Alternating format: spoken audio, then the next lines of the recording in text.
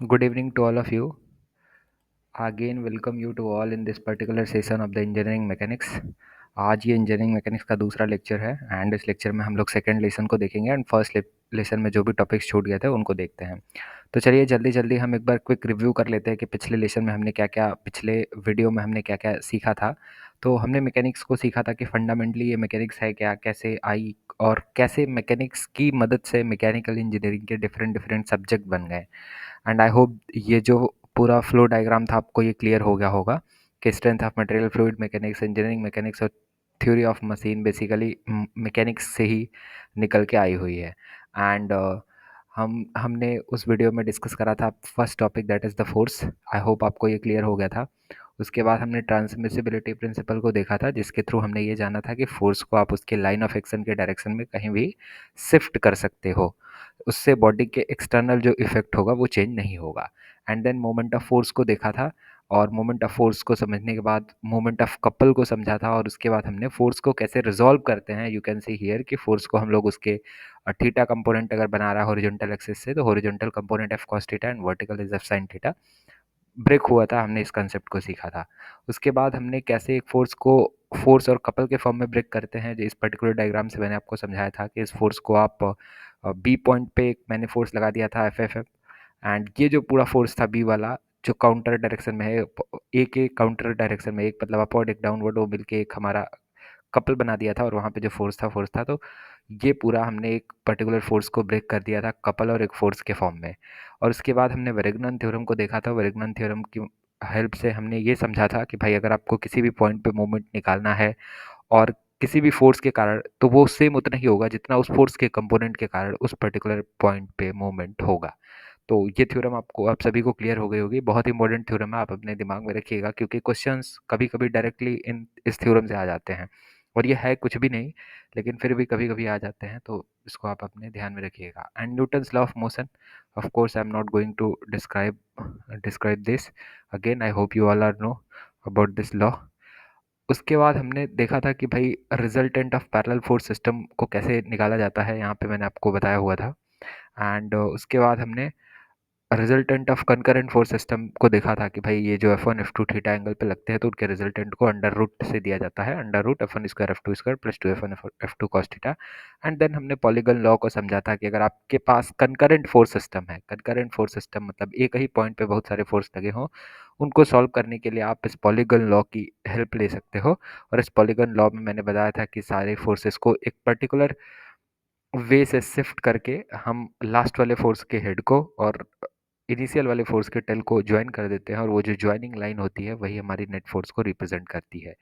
तो इस तरीके से हमने ये सारे कंसेप्ट सीखे थे। एंड उसके बाद मैंने resultant of concurrent force system and several force projection method भी सीखा था एंड इसको मैंने डिस्क्राइब करा था। एंड इसके बाद resultant of non concurrent force system से इस वीडियो लेक्चर में हम सीखना स्टार्ट करेंगे। ओके, तो देखिए नॉन कंकरेंट फोर्स सिस्टम का मतलब क्या है कि देखो भाई ये हमारी एक बॉडी है, इसके ऊपर ये नॉन कंकरेंट फोर्स सिस्टम है। क्यों? क्योंकि सारे फोर्सेस डिफरेंट डिफरेंट पॉइंट पे हैं। आप यहाँ ऑब्जर्व करिए, F1 किसी पॉइंट O पे है and F2 we don't know but it is somewhere different point. Okay, you can observe from this figure. देखना कि यहाँ पे अलग अलग पॉइंट पे सारे फोर्स F1 F2 F3 लगे हुए हैं। तो अब इस केस में हम कैसे रिजल्टेंट को फाइंड आउट करते हैं, ये हमारे सामने प्रश्न है। तो देखो इसमें अगर आपको रिजल्टेंट को फाइंड आउट करना है ना, तो इसका सिंपल सा एक तरीका है कि सारे फोर्स को उठाओ और इस पॉइंट पे एक कॉमन पॉइंट पे ले आओ। और कैसे लाएंगे, तो वहाँ पे एक मूवमेंट आ जाएगा। जैसे देखो यहाँ पे मैंने सारे फोर्सेस को लेके आया है एक पर्टिकुलर पॉइंट पे। सपोज कि मैं ये सारे फोर्सेस को F1 जो F1 वाला पॉइंट O है उसी पे ला देता हूँ, F2 को पकड़ता हूँ, F1 पे ला देता हूँ, F3 को भी पकड़ के O पे ला देता हूँ। तो जब हम F2 और F3 को O पे लाएंगे तो ऑफ कोर्स आपको एक मोमेंट मिलेगा एज आई डिस्कस्ड अर्लियर। तो यहाँ पे आप देख सकते हो कि F2 फोर्स तो आ गया और साथ ही साथ एक मूवमेंट लेके आया, दैट इज द M2। और F3 फोर्स भी O पे आ गया और एक मूवमेंट लेके आ गया F3। अब आप इसको सॉल्व कर सकते हो बहुत ही इजीली। ये मेथड आप जानते हो कि F1 F2 F3 को लेके एक रिजल्टेंट बना लोगे एंड देन द मोमेंट का भी आप एक नेट मोमेंट लिख लोगे और इस तरीके से इस पूरे नॉन कंकरेंट फोर्स सिस्टम को सॉल्व कर सकते हो। तो ये हमारा प्रोसीजर रहेगा जब हम किसी नॉन कंकरेंट फोर्स सिस्टम को सिस्टम के प्रॉब्लम को टैकल कर रहे होंगे। अगेन मैं इसको रिपीट कर देता हूँ। यहाँ देखिए सारे फोर्सेस डिफरेंट डिफरेंट पॉइंट पे हैं। मैंने दोनों जो ये फोर्स F2 F3 हैं उनको ओ पे लाया तो हमें मोमेंट भी मिल गया, और फिर फाइनली हमने F1 F2 F3 के नेट रिजल्टेंट फोर्स को लिख लिया, एंड जो हमारा M1 M2 का नेट था उसको समेशन ऑफ M करके नेट M मोमेंट को लिख लिया। तो इस पर्टिकुलर पॉइंट पे हमने सारे फोर्सेस को सारे फोर्सेस को सॉल्व कर लिया, और हम एक फाइनल आंसर पे पहुंच गए जहाँ पे हम लोग रिजल्टेंट फोर्स की बात कर रहे हैं एंड नेट मोमेंट की बात कर रहे हैं। Okay, and now I am coming to the next topic, that is the free body diagram. तो देखो यार, फ्री बॉडी डायग्राम मैंने पिछले भी जो भी मैंने कुछ इलस्ट्रेशन प्रॉब्लम दिए थे उसमें मैंने बना के आपको दिखाया था कि कैसे एफबीडी बनाते हैं। यहाँ पे मैं आपको अगेन ये सेम चीज़ें रिपीट करता हूँ। तो देखो, ये हमारे पास ना एक वेट है W1 एंड W2। ये एक सरफेस पे रखा गया है। थोड़ी देर के लिए मान लेना कि ये जो सरफेस है वो फ्रिक्शनलेस है। ओके, तो अब क्या होगा कि मैं इसमें से आइसोलेट करूंगा सिस्टम्स को अपने। मैंने क्या करा कि पहले मैं इन दोनों को पकड़ता हूँ और इन दोनों का फ्री बॉडी डायग्राम बनाने का प्रयास करता हूँ। तो देख रहा, फ्री बॉडी डायग्राम का मतलब क्या होता है। जैसे मैंने इसको उठाया और इसका फ्री बॉडी डायग्राम बनाया, तब हम आइसोलेट कर दिए इस सिस्टम को। जैसे अब ये मैं नहीं देखूंगा कि ये किसी जमीन पे रखी हुई है, ये जमीन से सेपरेट हो गई, आइसोलेट हो गई, अलग हो गई। तो यू कैन सी कि ये जब इसको मैंने स्पेस में ला दिया, आप समझ पा रहे होगे। तो यहाँ पे देखना पड़ेगा कि ठीक है यार, इस पे कौन कौन से फोर्स एक्ट कर रहे हैं। तो एक W1 नीचे की तरफ, एंड इस जो वेट W2 है वो भी नीचे की तरफ। तो दो फोर्स हो गए ना, W1 W2, ये दोनों नीचे की तरफ काम कर रहे हैं। और उसके बाद आप नीचे, क्या इसके पे कोई फोर्स लग रहा था क्या? तो आप सोच सकते हो कि जब कोई भी चीज़ किसी भी टेबल या किसी भी स्पेस पे रखी हुई होती है, तो वो स्पेस को दबा रही होती है अपने नॉर्मल रिएक्शन के कारण। वो उसको नीचे की तरफ दबा रही होती है। मतलब कि ये W2 जो वेट है, ये इस सरफेस को, जो रेड से आपको दिख रही है, इस सरफेस को नीचे की तरफ दबा रहा था। तो ये सरफेस भी कम थोड़ी है, इसने भी इसको ऊपर की तरफ इसके ऊपर फोर्स लगाया होगा, तभी तो दोनों बैलेंस होकर नेट जीरो हुए होंगे। And you can apply the Newton's third law here कि भाई एक्शन रिएक्शन तो होगा ही ना। अगर इसने W2 ने इस ऑब्जेक्ट को, इस पर्टिकुलर सरफेस को जो कि रेड कलर से है, नीचे की तरफ N2, सपोज N2 फोर्स से दबाया, और जरूर दबाएगा। इसके पास अगर वेट है और ये किसी टेबल पे रखी है तो उसको दबाएगी ही दबाएगी। तो उसको इसने पुश किया, ये जो ऑब्जेक्ट W2 है, इसने इसको पुश किया N2 से। तो भाई ये भी अपवर्ड डायरेक्शन में एक रिएक्शन तुरंत अप्लाई करेगा इस वेट के ऊपर। तभी ये वेट इस पर्टिकुलर सरफेस के ऊपर टिका है, अदरवाइज ये सरफेस टूट जाती। अगर कमजोर होती, नहीं झेल पाती इसके नॉर्मल रिएक्शन को, तो ऑफ कोर्स वो टूट जाती। And you can see in this figure कि भाई इसने इसको नीचे की तरफ दबाया, इस सरफेस को, और इस सरफेस ने इस ऑब्जेक्ट को ऊपर की तरफ उठाया। तो यहाँ पे आप देख सकते हो N2 फोर्स एक आ जाएगा। और उसके अलावा कोई भी फोर्स, मैंने फ्रिक्शन यहाँ अज्यूम नहीं करा है, तो दैट्स वाई यहाँ पे कोई भी फ्रिक्शनल फोर्स इस कॉन्टेक्ट सरफेस पे फ्रिक्शन में अज्यूम नहीं किया हूँ। मैं इसको फ्रिक्शनलेस सरफेस मान के चल रहा हूँ, तो कोई भी फ्रिक्शन फोर्स आप नहीं देख रहे हो। आई होप ये डायग्राम आपको क्लियर होगा। अगर मैं मान लीजिए इन दोनों बॉडी को सेपरेट करता हूँ, सपोज कि ये W1 W2 को भी मैं सेपरेट करके ओपन करके देखना चाहता हूँ कि भाई यहाँ क्या हो रहा है, तो देखो कैसे देखूंगा। अगर आप यहीं से अंदाजा लगा लो, तो भाई देखो W1 को आप ऑब्जर्व करो, तो यहाँ पे एक नीचे की तरफ रिएक्शन फोर्स, ये फिर से W2 को नीचे की तरफ दबाएगी अपने वेट से या अपने नॉर्मल रिएक्शन से, और W2 इस W1 को ऊपर की तरफ फेंकेगा जितने रिएक्शन से ये W1 W2 को दबाएगा। You can see in this figure कि भाई देखो W1 W2 को नीचे की तरफ दबा रही है N1 से, एंड सिमिलरली जो W1 है, W2 है, वो W1 को N1 से ऊपर की तरफ फेंकने की कोशिश कर रहा है। और ये W1 से बैलेंस हो जा रहा है, इसीलिए आपको इक्विलिब्रियम कंडीशन या रुकी हुई स्टेट में दिख रही है। ओके, तो यहाँ देख सकते हो कि N1 इस पर्टिकुलर ऑब्जेक्ट पे ऊपर की तरफ लगेगा और W1 नीचे की तरफ। एंड यू कैन सी कि ये जो हमारा ब्लू वाला डब्बा है, ब्लू वाला बॉक्स है, या ब्लू वाला जो वेट है W2, इसके ऊपर टोटल फोर्स कितने आ गए? N2 तो एक लग ही रहा है ऊपर की तरफ। अगेन अब N1 लगने लगा भाई, इससे हमने सेपरेट कर दिया ना इस बॉल को, इस बॉक्स को, W1 को। तो यू कैन सी कि यहाँ पे N1 लग रहा है और इसका वेट तो ऑफ कोर्स नीचे की तरफ लग रहा है। And this is the FBD, this is the free body diagram of this particular system, you can say. Okay, अगर इसके डेफिनेशन की बात करी जाए तो इसको बोला जाता है कि भाई ये स्केच है आपके सेलेक्टेड सिस्टम का, जो कि क्या करेगा कि consisting of a body, part of a body, of a collection of interconnected bodies, completely isolated. वही मैं रिपीट कर चुका था कि अगर हम सिस्टम से अपने बॉडी को, जो इंडिविजुअली बॉडी को, जो इसमें बहुत सारी बॉडी हैं, कलेक्शन ऑफ बॉडी हैं, उनमें से सेपरेट सेपरेट करके, अलग अलग करके बॉडीज के ऊपर फोर्स की एनालिसिस कर रहे हैं, देख रहे हैं कि क्या क्या क्या क्या चीज़ें इसके ऊपर अप्लाई हो रही है, क्या फोर्स है, क्या लोड्स है, तो उन सब की जो देखने का जो तरीका है या जो देखने की जो एनालिसिस करने की मेथोडोलॉजी है उसी को हम लोग फ्री बॉडी डायग्राम कहते हैं। ओके, तो आप ऊपर डेफिनेशन पढ़ लीजिएगा and now I am coming to the most important topic that is the supports. Okay, तो अब हम लोग देखते हैं ना कि रोलर सपोर्ट्स क्या होते हैं। ठीक है, तो टाइप्स ऑफ सपोर्ट्स की बात करेंगे और उनका रिएक्शन कैसे किसी ऑब्जेक्ट के ऊपर आता है उसकी बात करेंगे, और ये शायद नहीं, शायद क्या है, ये इस हमारे पहले चैप्टर का लास्ट पॉइंट होगा जिसमें हम सारे सपोर्ट्स को डिस्कस करके इस चैप्टर को एंड अप कर देंगे। ओके, तो चलिए देखिए आप रोलर सपोर्ट क्या है।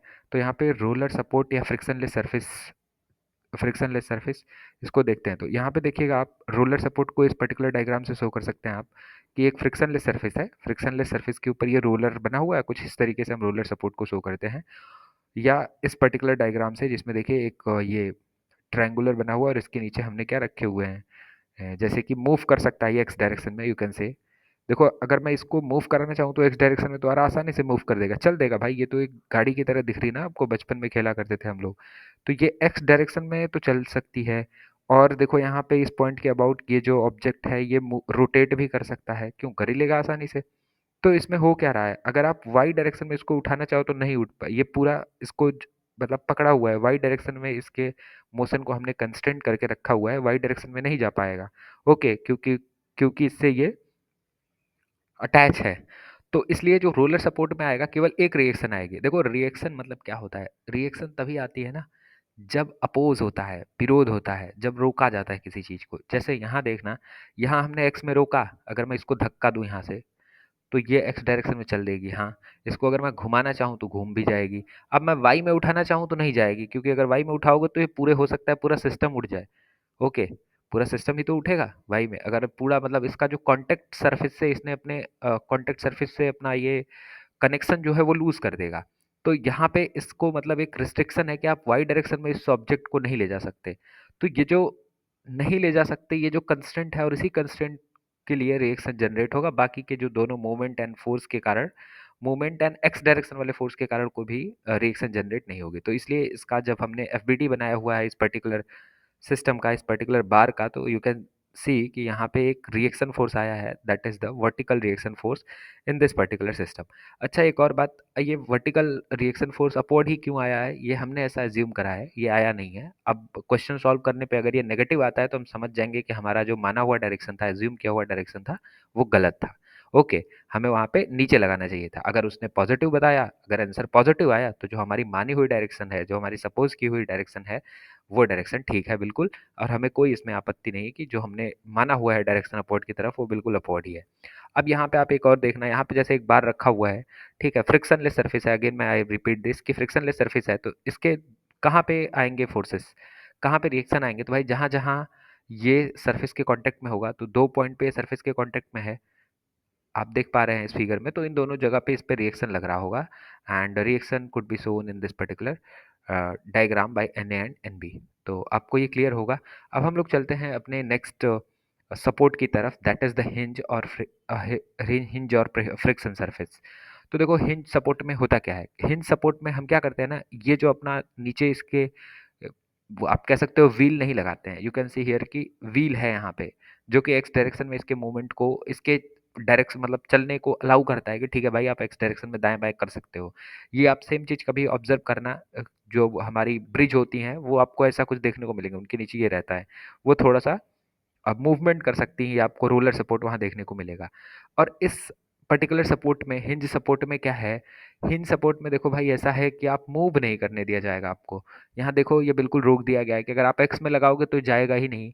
ओके, ये बिल्कुल जमीन से अटैच है, समझो चिपका हुआ है।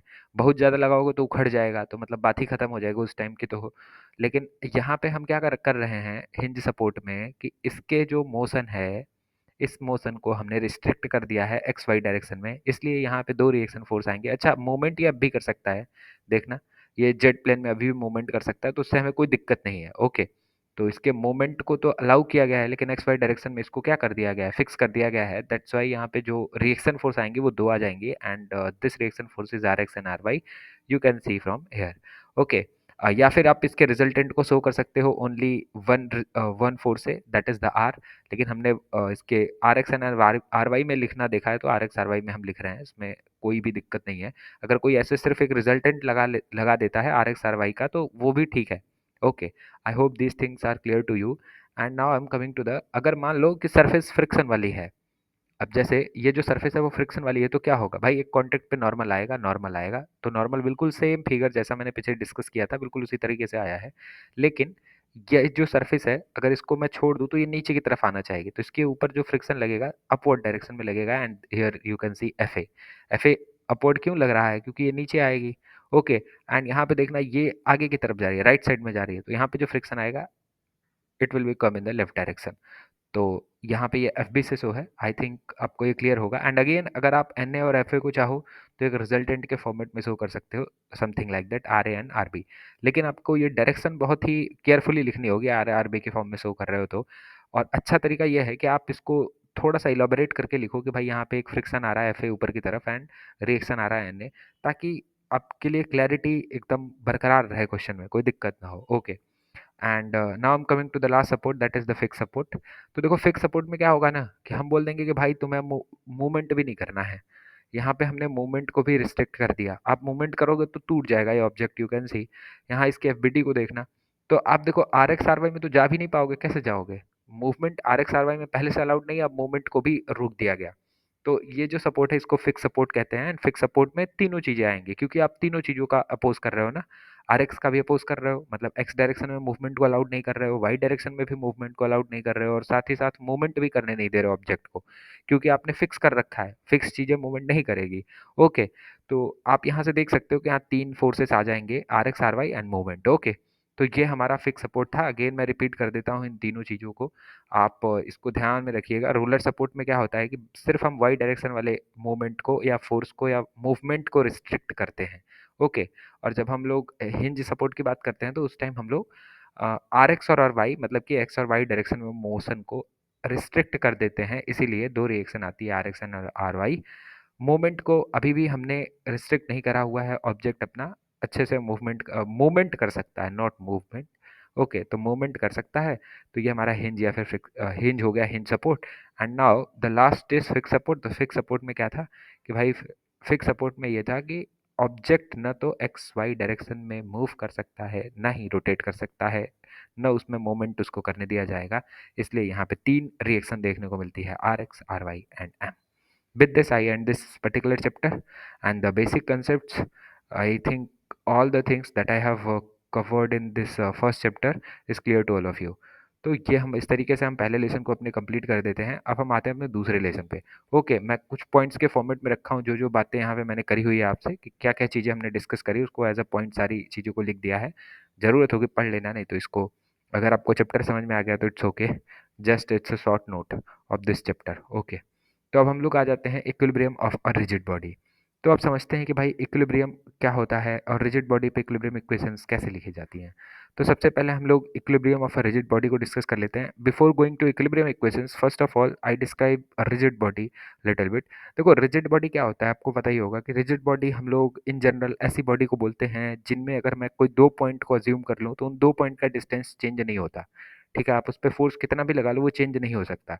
और मेजरली ऐसी बॉडी को ही हम मैकेनिक्स में पढ़ते हैं, क्योंकि ये बॉडी डिफॉर्मेबल नहीं है। अगर डिफॉर्मेबल हो जाएगी तो वहाँ पे काफ़ी फेनोमेना स्ट्रेस देखने को मिल जाएगा, मतलब आप समझ रहे हो, उसकी पूरी की पूरी मैकेनिक्स चेंज हो जाएगी। And that is the solid mechanics that we will discussed after after this course. Engineering mechanics course के बाद हम उसको डिस्कस करेंगे।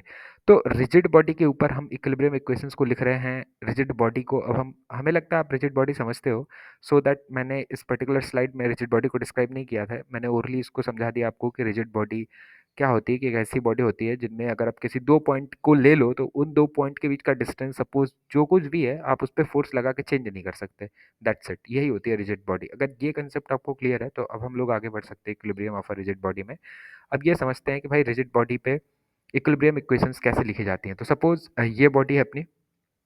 ओके, इस बॉडी पे अपना बहुत सारा फोर्स आ रहा है, यू कैन सी कि रेड कलर से हमने बहुत सारे फोर्स को शो करे हैं। तो इसकी इक्विलिब्रियम इक्वेशंस को अगर आप लिखना चाहो, ये 3D में बॉडी है, आपको 2D में दिख रही होगी, 3D में है। एंड अगर आप इस पे सारे इक्विलिब्रियम इक्वेशंस को लिखना चाह रहे हो, इक्विलिब्रियम कंडीशन क्यों लिख रहे हैं? क्योंकि हम मान रहे हैं कि बॉडी रुकी हुई है, मूव नहीं कर रही है, ना तो रोटेट कर रही है, बिल्कुल स्टैटिक कंडीशन में पड़ी हुई है। तो इसलिए हम यहाँ पे इक्विलिब्रियम इक्वेशंस की बात कर रहे हैं। तो इसका मतलब क्या हुआ कि भाई ये जितने भी फोर्स लग रहे हैं इस बॉडी के ऊपर, वो सारे के सारे बैलेंस है, तभी तो वो रुकी हुई है। अदरवाइज वो चल जाएगी या रोटेट कर देगी, मूवमेंट होगा या रोटेशन होगा उस बॉडी में। ओके, तो ये बॉडी अगर स्टैटिक कंडीशन में है after applying this huge number of force, it means कि ये बॉडी पे इक्विलिब्रियम बरकरार है, इक्विलिब्रियम है, इसीलिए ये बॉडी ना तो घूम रही है ना तो चल रही है। तो इसलिए हम यहाँ पे इक्विलिब्रियम इक्वेशंस की बात करते हैं, और जब इक्विलिब्रियम इक्वेशंस की आप बात करते हो तो बहुत ही सिंपली आपको कहना होगा कि एक्स डायरेक्शन में जो नेट फोर्स है ऑफ कोर्स वो जीरो है, एंड वाई डायरेक्शन में जो नेट फोर्स है वो जीरो है, और जो थर्ड डायरेक्शन है that is the Z, Z direction में भी नेट फोर्स जीरो है। तो इसीलिए अपनी हमारी जो बॉडी है वो स्टैटिक कंडीशन में है, और इसीलिए हम इक्विलिब्रियम इक्वेशंस की बात भी कर पा रहे हैं। ये एक 3D ऑब्जेक्ट आप इसको अज्यूम करिएगा, तो यहाँ से आप ये आपको समझ में आएगा कि भाई इसमें जो नेट फोर्स है एक्स डायरेक्शन में जीरो है, एफ वाई में जो नेट फोर्स है वो जीरो है, एंड एफ जेड में जो नेट फोर्स है वो जीरो है। तो इसी को हम लोग बोलेंगे कि ये फोर्स में हमने इक्विलिब्रियम कंडीशन को सेटिस्फाई कर दिया, and same way we can satisfy the movement in this diagram. Okay, तो अगर आप मूवमेंट को देखोगे तो देखो एक्स डायरेक्शन में मूवमेंट अगेन जीरो है, वाई डायरेक्शन में भी मूवमेंट जीरो है, जेड डायरेक्शन मतलब कि बॉडी का किसी भी एक्सिस में मूवमेंट नहीं हो रहा है। न तो बॉडी एक्स के अलोंग मूवमेंट कर रही है, ना तो वाई के डायरेक्शन के अलोंग मूवमेंट कर रही है, ना तो जेड के अलोंग बॉडी मूवमेंट कर रही है। अच्छा, एक और ज़रूरी बात कि एफएक्स में फोर्स जीरो का मतलब ये नहीं है कि इसमें एक्स डायरेक्शन में कोई फोर्स नहीं लग रहा है। भाई लग रहा है, बहुत सारे फोर्स लग रहे हैं, लेकिन वो बैलेंस हैं। इसीलिए इसलिए मैं सेम वे में यहाँ भी ये चीज़ समझ सकता हूँ कि भाई अगर एक्स एक्सिस में इसका कोई मोमेंट नहीं है, तो इसका ये बिल्कुल मतलब नहीं है कि इसमें ये बॉडी में मोमेंट के फोर्सेस नहीं है, एक्स डायरेक्शन में होंगे लेकिन वो बैलेंस हैं। इसीलिए पूरे बैलेंस होकर ज़ीरो हो जा रहे हैं, और नेट इफेक्ट जो है वो ज़ीरो है। ओके, आप ध्यान रखिएगा इस बात को। आप अपने आप को ही देख लीजिए, इस दुनिया में सारी जो ऑब्जेक्ट्स हैं उन पे कोई ना कोई फोर्स आ रहा है, कोई भी ऐसा ऑब्जेक्ट नहीं है जिस पे फोर्स ना आ रहा हो। आप ऑब्जर्व करिए, कोई भी चीज़ है, अगर मान लीजिए मैं ही हूँ, मेरे ऊपर एयर का प्रेशर आ रहा है, and that pressure can be converted into force. उसके बाद भी बहुत सारे फोर्सेस आ रहे हैं, हवा का फोर्स आ रहा है, रूम में अगर बैठे हो तो बहुत सारे एक साइमल्टेनियसली बहुत सारे फोर्सेस आ रहे हैं। मेरे ब्लड वेसल्स में जो ब्लड फ्लो हो रहा है उसमें भी उसका भी फोर्स है, उस बॉडी का अपना एक अलग स्ट्रक्चर है, जो भी बायोलॉजिकल रीजंस हैं उनके भी कारण कुछ फोर्स जनरेट हो रहे हैं। तो हम सभी अपने स्टैटिक कंडीशंस में हैं, लेकिन और अगर आप उसको देखो, जब मैं बोल रहा हूँ कि स्टैटिक कंडीशन में है, तो यहाँ ये भी हो जाता है कि आप किस तरीके से ऑब्जर्व कर रहे हो। अगर आप इसको भाई ब्लड में जाके देखो तो खून तो चल रहा है शरीर में, ब्लड तो फ्लो हो रहा है, तो आप कहाँ स्टैटिक कंडीशन में हो? तो आई am not talking about that, this is just like a joke.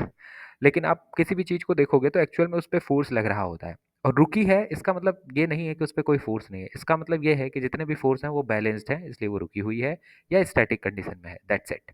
Okay, अगर मैं इसी फोर्स को कोप्लानर में लिखना चाहूँ तो मैं कैसे लिख पाऊंगा? ओके, तो यहाँ देखिए, मैं कोप्लानर के लिए फोर्स सिस्टम की बात कर लेता हूँ। तो देखो, जब कोप्लानर फोर्स को बात करेंगे ना, तो जेड वाले डायरेक्शन में हम कोई भी फोर्स अप्लाई नहीं कर रहे होंगे, एंड इन दैट केस आपको सिर्फ F X and F Y देखने को मिलेगा, एंड एफ एक्स जीरो होगा एंड एफ वाई भी ऑफ कोर्स जीरो होगा।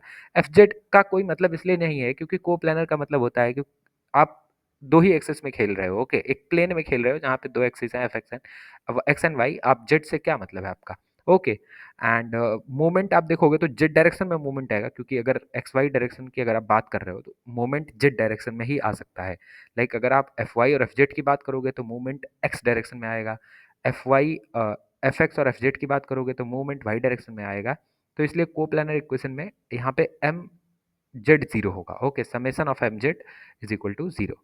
तो ये जो इक्वेशन है कि एफ एक्स जीरो है, एफ वाई जीरो है एंड एम जेड जीरो है, ये हमारी क्या हो गई? कोप्लानर फोर्स सिस्टम के लिए इक्विलिब्रियम इक्वेशन हो गई। अच्छा, ये जो एम जेड है इसको समझने का, आप अपने माइंड में विजुलाइज करने का प्रयास करिएगा कि एफ एक्स और एफ वाई के कारण जो मूवमेंट आएगा वो जेड एक्सिस के अलोंग आएगा। दैट्स वाई जो हम लिख रहे हैं कि net moment in Z direction zero. X Y में तो ऑब्वियसली मूवमेंट नहीं आएगा, क्योंकि उसमें सिर्फ मूव हो सकता है, एक्स वाई में मूवमेंट नहीं आ सकता। और मूव इसलिए नहीं हो सकता क्योंकि भाई हम इक्विलिब्रियम की बात कर रहे हैं, स्टैटिक्स कंडीशन की बात कर रहे हैं, तो मूव भी नहीं अलाउड है, मतलब चलना भी बॉडी का अलाउड नहीं है। I think it make sense to all of you, and now I am going to next slide, and that is the statically determinate system. तो देखो स्टैटिकली डिटर्मिनेट सिस्टम कैसा होता है, तो देखो इसका मतलब नाम ही से क्लियर है। डिटर्मिनेट मतलब आप फाइंड आउट कर सकते हो, और स्टैटिकली स्टैटिक्स के प्रिंसिपल को यूज़ करके अगर आप डिटर्मिनेट कर सकते हो उस सिस्टम में, उस सिस्टम की एनालिसिस कर सकते हो, तो उस फोर्स को हम बोलेंगे स्टैटिकली डिटर्मिनेट सिस्टम। लाइक इसके लिए जो मेजर कंडीशन है कि आपके पास जो नंबर ऑफ अननोन होने चाहिए वो नंबर ऑफ इक्विलिब्रियम इक्वेशन के बराबर होने चाहिए। ओके, इसका मतलब क्या है आप इस पर्टिकुलर डायग्राम से देखिएगा। यहाँ पे देखिए, अगर मैं इसका एफबीडी बना दूं इस पर्टिकुलर ब्लू वाले बार का या ब्लू वाले ऑब्जेक्ट का, तो यू कैन सी कि हेयर आर एक्स और दो दो जो रिएक्शन है R A Y and R A X, यहाँ पे कौन सा सपोर्ट है, यहाँ पे हिंज सपोर्ट है। Okay, and here is the roller support. तो रोलर सपोर्ट के कारण एक ही रिएक्शन आया है और हिंज के कारण दो आया है। ओके, तो ये ए एक्स एंड ए वाई और ये आर बी आ गया। अब देखो इसमें कितने अननोन्स हैं, तीन अननोन है भाई, और यहाँ पे आपको तीन इक्विलिब्रियम कंडीशन मिल जाएगी। यह कोप्लानर फोर्स सिस्टम है। यहाँ पे तीन इक्वेशन अभी आप देख के आए हो, sigma F X zero, sigma F Y zero and sigma F M Z zero. तो यहाँ से आप कह सकते हो कि भाई जितने नंबर ऑफ इक्विलिब्रियम इक्वेशंस हैं उतने ही नंबर ऑफ अननोन हैं इस पर्टिकुलर सिस्टम में। R A X, R A Y and R B, ये तीन अननोन है और आपके पास तीन इक्विलिब्रियम इक्वेशन है। तो इस बेसिस पे हम कह सकते हैं कि ये जो सिस्टम है ये स्टैटिकली डिटर्मिनेट सिस्टम है। ओके, ये जो स्टैटिकली डिटर्मिनेट सिस्टम होता है आप इसको इंजीनियरिंग मैकेनिक्स में डील करते हो और उसको आसानी से सॉल्व कर लेते हो, उनमें फोर्सेस को बता पाते हो कि किस बार पे कितना फोर्स आया। ये सारी चीज़ें आप स्टैटिकली डिटर्मिनेट सिस्टम के अंदर कर पाओगे। Okay, and now I am talking to statically indeterminate system. यहाँ मैंने ये लिख रखा था कि भाई देखो अननोन है R A X, R A Y, R B, तीन अननोन है और ये को प्लानर फोर्स सिस्टम है। तो यहाँ पे तीन इक्विलिब्रियम इक्वेशन भी आपको दिख रही हैं सीधे सीधे। तो number of unknown number of equilibrium equation के बराबर है, इसीलिए ये जो पर्टिकुलर सिस्टम है ये अपना स्टैटिकल डिटर्मिनेट सिस्टम है।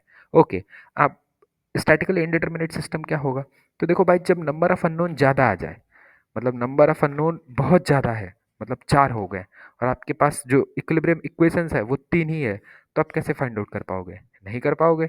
तो जब आप नहीं कर पाए इसको, तो इसको हम लोग बोलते हैं स्टैटिकली इनडिटर्मिनेट सिस्टम। अच्छा, ऐसा होता है एक्चुअल में? हाँ बिल्कुल, ऐसा एक्चुअल में पॉसिबल है। आप स्ट्रेंथ ऑफ मटेरियल को जब सॉल्व करोगे तो वहाँ पे ये जो पर्टिकुलर कंसेप्ट है आप पाओगे कि आप स्टैटिकल इनडिटर्मिनेट सिस्टम में पहुँच गए हो। वहाँ पे मैकेनिक्स के प्रिंसिपल को यूज़ करके हम फोर्स को फाइंड आउट नहीं कर पाएंगे, नेट फोर्स को फाइंड आउट नहीं कर पाएंगे। ओके, तो ये कंसेप्ट है अपना स्टैटिकल इनडिटर्मिनेट सिस्टम का, जहाँ पे हमारे नंबर ऑफ अननोन ज़्यादा हो जाते हैं, नंबर ऑफ इक्विलिब्रियम इक्वेशन से उसको हम लोग सोम के प्रिंसिपल को, स्ट्रेंथ ऑफ मटेरियल और सॉलिड मैकेनिक्स के प्रिंसिपल को यूज़ करके सॉल्व करते हैं। ओके, तो अब ये तीसरा पॉइंट है कि भाई equilibrium of a two force system and three force system क्या होता है, इसको समझ लेते हैं। तो देखो हमारे पास ये जो है, एक मिनट ओपन कर लेता हूँ मैं इसको अगेन। ठीक है, तो ये दो फोर्स सिस्टम आपको दिख रहा होगा पहले डायग्राम में। दो फोर्स सिस्टम में क्या है कि एक ऑब्जेक्ट है उस पर दो फोर्स लगे हुए हैं, तो इक्विलिब्रियम इसमें कब मेंटेन होती है, जब वो सेम मैग्नीट्यूड के हो एंड अपोजिट डायरेक्शन में लग रहा है, उनका लाइन ऑफ एक्शन सेम हो, तब वो इक्विलिब्रियम स्टेट में होगा। ओके, अभी अभी आप नहीं समझे तो फिर से समझो कि देखो मैं बात कर रहा हूँ equilibrium of a two force system. ये हमारा एक ऑब्जेक्ट है, ये हमारी एक बॉडी है जिसके ऊपर दो फोर्सेस काम कर रहे हैं। तो ये बॉडी कब इक्विलिब्रियम कंडीशन में हो सकती है, क्या क्या इसके लिए कंडीशंस होंगे कि जब ये बॉडी इक्विलिब्रियम कंडीशन में होगी, when it's subjected to the two force system. तो टू फोर्सेस, ओके, तो यहाँ पे एफ एफ है, दो फोर्स लगे हुए हैं, तो आप अपने से देख के एनालाइज करके बता सकते हो कि भाई दोनों सेम मैग्नीट्यूड के होने चाहिए, अपोजिट इन डायरेक्शन होने चाहिए and line of action of course same होना चाहिए, तब जाके ये जो हमारा ऑब्जेक्ट होगा वो इक्विलिब्रियम कंडीशन में होगा under the two force condition. Okay, तो देखो same magnitude, same line of action and opposite sense और अपोजिट डायरेक्शन में होंगे तभी ये ऑब्जेक्ट अपना स्टैटिक कंडीशन में या फिर इक्विलिब्रियम स्टेट में होगा। अच्छा, तीन फोर्स सिस्टम होगा तब उसके लिए क्या कंडीशंस हैं, तो उसके लिए देखिए क्या कंडीशंस है कि मान लीजिए देखो यहाँ पे तीन फोर्स है, दूसरा जो यहाँ पे बॉडी बनाई हुई है ये एक नॉन कंकरेंट फोर्स सिस्टम है, एक ही पॉइंट से सारे फोर्सेस पास हो रहे हैं। तो यहाँ पे आप ये कह सकते हो कि भाई यहाँ पे इक्विलिब्रियम इक्वेशंस को अप्लाई कर सकते हो, क्योंकि ये कंडीशन होता है कि कोई भी बॉडी अगर थ्री फोर्स है, थ्री फोर्स सिस्टम उससे सब्जेक्टेड है और वो इक्विलिब्रियम में तभी होगी the line of action of all three forces must be either parallel और concurrent। तो या तो वो पैरेलल होंगे या तो कंकरेंट होंगे। देखो फिर से मैं इसको समझाता हूँ कि जैसे पहले वाले डायग्राम में ले लो, आपको ये तीनों फोर्स हैं F1 F2 F3, ये तीनों फोर्स पैरेलल हैं।